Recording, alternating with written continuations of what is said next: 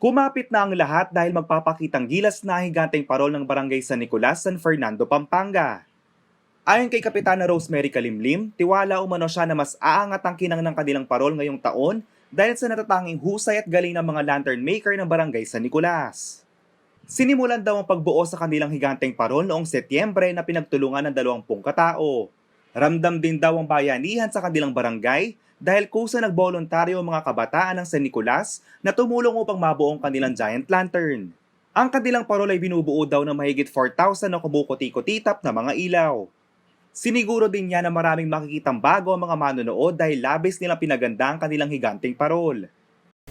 Very proud na kahit na nasa pandemic pa tayo ay nakakasali tayo. Talagang pinagmamalaki natin na ang Barangay San Nicolas ay lumalaban kahit nasa pandemic tayo.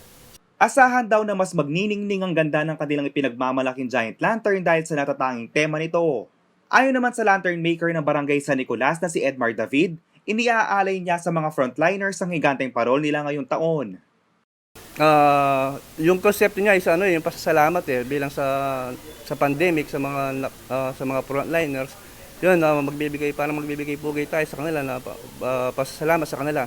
May kakaibang sayaw ng ilaw daw silang inilagay sa kanilang higanteng parol ngayong taon na talaga namang mapapawaw sa mga manonood.